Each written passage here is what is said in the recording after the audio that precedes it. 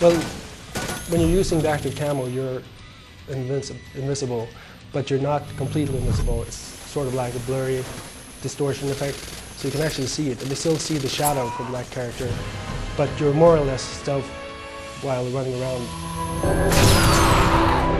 The first time you pop it on, you forget that your shadow's still there, and you're like, guy still shot me. And then you pop it on in the shadow, and the guy walks right past him, and you pull out your knife, and you get its dog tag, and you're like, yeah, that was a cool moment, you know. As Battlefield has always had, it's rock, paper, scissors. There's always a pro and a con. So the gun drones and the recon drones, while they're very effective, also are pretty good at, they're noisy, they're very visible because they float above you, they're prone to EMP, they deactivate when EMP'd. So while they bring you a benefit, it's the smart squad leader and the smart squad that will use them most effectively. So we've gone with 4 classes in 2142.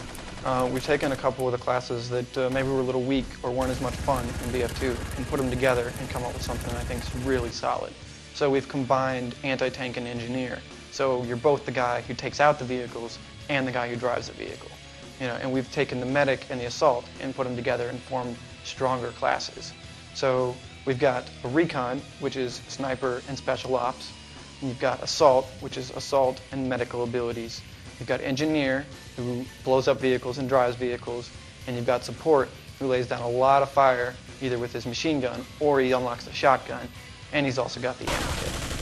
So we introduced squads in Battlefield 2, and it was quite a big success. And we always follow the maxim of we want to encourage gameplay, but we never want to force it. So what we've done with 2142 is take the squads up a little bit more. So as you've already heard about the persistence, I'm sure, you have career points now as you go on. And if you're a member of a squad and you help your squad mates, you actually get career points rather than just score. So you can actually increase your rank faster and go up faster if you're in a squad. You can also, if you're a member of a squad, get field upgrades. Now what these are is on top of your rank. So you get a rank, let's say you're rank 3.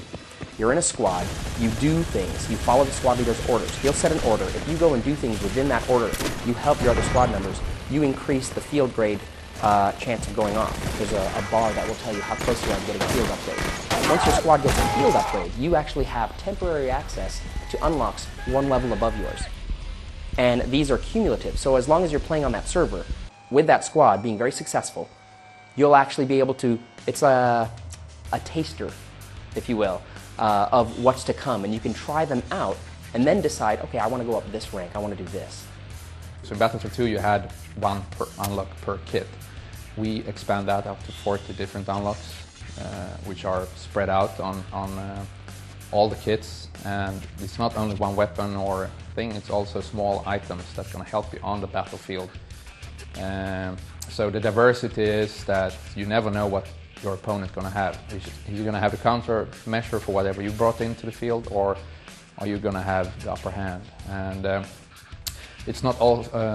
It's not just physical items. It's also abilities. Some of them are kit specific, and some of them are player specific. So if you unlock a special player specific ability, you will have it whatever kit you pick. It will still be brought into the field. One of the other exciting new gameplay features we have is the networked battlefield. In a nutshell, this allows squad members to spot anybody and relay that information to their other squad mates. What that means in practical use is as you're running through the battlefield and you're running around, you'll see icons in the world. And those icons are targets, opponents that your teammates have seen.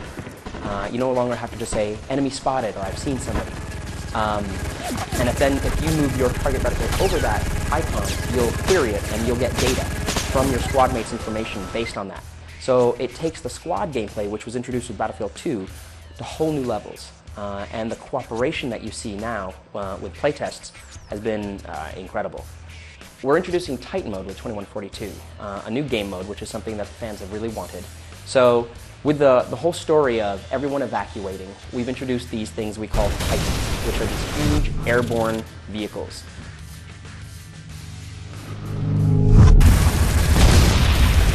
And so with our Titan mode, those are your target.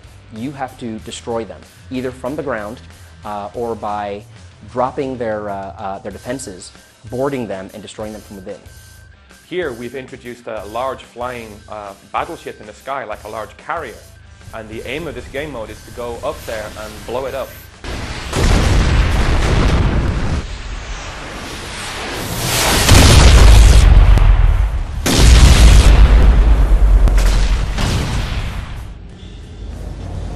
When we were developing Titan mode, we had to ask ourselves, how are people going to get up to the Titan and attack it? So what we did was we designed the assault pod. We took our APCs, these assault personnel carriers, and we gave them pods which you could launch from.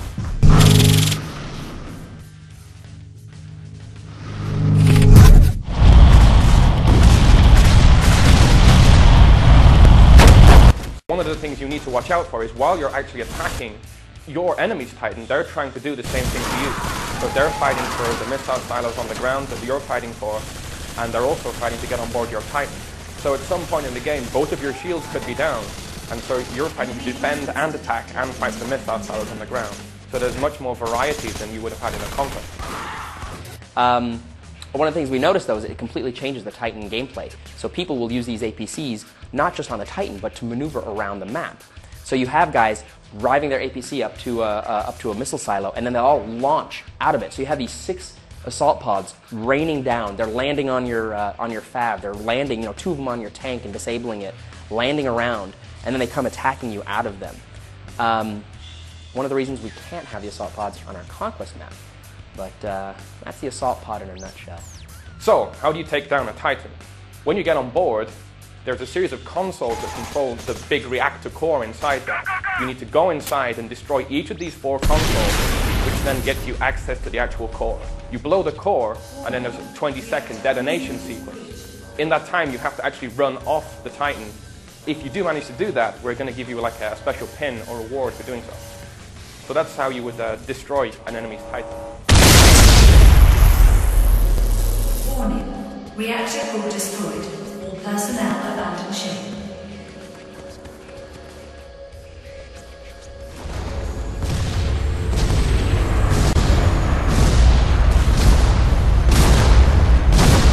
Titan mode is our pride and joy, and we've spent almost the entire development time refining it. But we will be shipping with Conquest mode, which is a tried and true game mode, and something that everyone who's played Battlefield recognizes. We're not changing it from its core format. We actually tried it. We tried for a few months to see how could we tweak Conquest mode to make it different but better. Ultimately, we couldn't. It's pretty much at where it's going to be because it's the best gameplay. It delivers the best experience, the most fun as a game mode. So the Titan requires quite a lot of space to move around in to make it actually be make it worthwhile. So if we're playing it on like Stryker Karkan, for instance, if we're going back to BF2, there wouldn't really be enough space for it to move around in. So the Titan mode maps are much larger, more like, let's say, a Gulf of Oman size, if you're familiar with Battlefield 2. So we have 5 maps that support Titans mode right now, which are the larger vehicle-based maps. These are also available in Conquest. With 2142, we're actually going to have more time and more eyes focused on releasing a quality product. We have got 60 testers in the UK. We have a closed beta of 2,500 testers, and then we're planning an open beta, which will be thousands of people playing the game, all with the goal that when we release the product, it will be the most polished in the franchise. We're playtesting every day, and we concentrate on a single weapon. So I'll put a new assault rifle in, and I'll just play with it, and that'll be my task. And I'll see, is this too powerful? Is it better at long range or close range? Will 2142 ever see a console? I don't know. If enough people are asking for it, and if the forums are alive, anything can happen.